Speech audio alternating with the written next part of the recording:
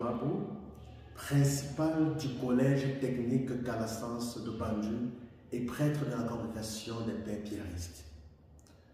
Je voudrais à travers ce témoignage confirmer l'importance de l'hymne à Marie-Mère de la Charité chrétienne, de la prière des enfants de Marie-Mère de la Charité chrétienne et surtout de la croix des pauvres.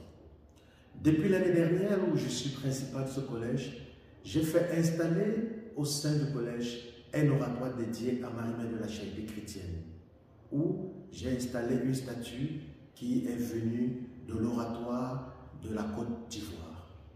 Nous avons également commencé une expérience de la nuit des mille ave au sein du collège, la première expérience dans la région de l'Ouest, mais suite à quelques petites difficultés, nous avons, pour ne pas heurter certaines personnes, nous avons opté de déporter la nuit des mille ave dans la paroisse Saint-Paul-le-Blanc-Midi, évêché à Bafoussam.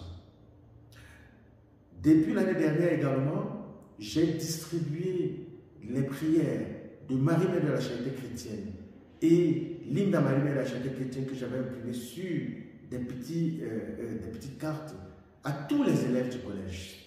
Et ces prières, cet hymne et cette prière étaient dites tous les matins avant le début des cours et à la fin des cours. Et chaque élève avait la possibilité de continuer à prier à la maison. Depuis le début de cette année scolaire 2024-2025, nous faisons face à une expérience qui avait déjà eu lieu l'année dernière, mais qui s'accentue un peu cette année, des élèves qui tombent en transe. Il y a de cela environ un mois, un élève est tombé et puis ses camarades l'ont transporté à l'infirmerie. Mais étant à l'infirmerie, ses déclarations et son comportement étaient un peu incohérents. Puis on me l'a amené au bureau et lorsque j'ai engagé certaines prières, j'ai tout de suite compris qu'il y avait une présence maléfique dans le corps de cet enfant. Mais pour ne pas attirer l'attention, je me suis limité, puisqu'il y avait plusieurs élèves qui étaient là et les enseignants également. J'ai consacré cet enfant à Marie-Mère de la Charité chrétienne et j'ai mis à son cou la croix des pauvres. Et j'ai renvoyé la prière, la deuxième séance de prière de délivrance à un autre jour. Je l'ai amené dans une paroisse de la ville, la paroisse Saint-Paul-le-Blanc-Midi, où j'ai fait la prière de délivrance avec un autre confrère du diocèse, l'abbé Alain Taka. C'est au cours de cette prière de délivrance que je vais faire la belle découverte ou la confirmation de ce que je dis tout à l'heure. Tenez, pendant la prière, l'une des personnes, parce que cet enfant était possédé par 4 démons, l'une des personnes qui la possédait me fait la déclaration suivante. L'année dernière, tu as confectionné les prières que tu as distribuées à tous tes élèves.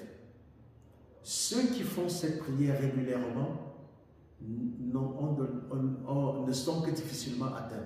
Ceux qui font régulièrement cette prière nous échappent parce que nous ne parvenons pas à les atteindre. Mais malheureusement, plusieurs d'entre eux n'ont plus cette prière. Mais ceux qui continuent à la prier, à l'utiliser, sont protégés. La deuxième chose que cet esprit m'a fait comprendre, c'était la nouvelle cette déclaration. Depuis que tu as mis cette histoire au cours de cet élève, nous n'arrivons plus à l'atteindre. Aujourd'hui, nous étions dans sa salle de classe parce qu'elle a eu cours, elle était allée au cours le samedi où j'ai fait la délivrance dans l'autre paroisse, elle a eu cours le samedi matin et puis après je suis allé avec elle pour prier. Il nous fait comprendre, nous sommes entrés dans sa salle de classe cet après-midi, ce matin pardon, mais nous n'arrivions pas à l'atteindre. Et quand je lui demande pourquoi vous n'arrivez pas à l'atteindre, elle brillait beaucoup et lorsqu'on s'est rapproché d'elle, elle devenait floue. Et à la question de savoir pourquoi est-ce qu'elle devenait floue, pourquoi est-ce qu'elle brillait, il m'a répondu, c'est cette histoire que tu as mis à son cou et que toi-même tu portes à ton cou là. Et quand je lui dis, mais comment s'appelle cette histoire? Vous savez, les esprits maléfiques ne prononcent que difficilement le mot croix du Christ.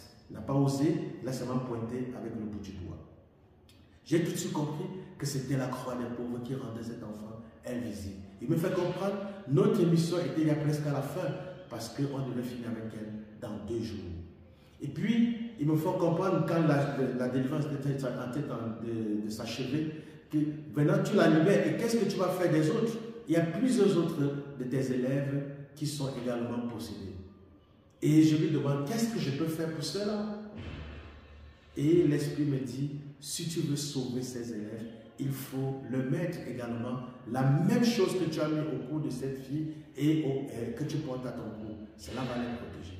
Frères et sœurs, j'ai eu la conviction, la ferme conviction, une fois de plus, que la croix du pauvre, la croix des pauvres, nous rend invisibles aux yeux du malin, nous rend invisibles aux yeux de Satan et de nos ennemis. Cette croix nous rend flous à leurs yeux et nous les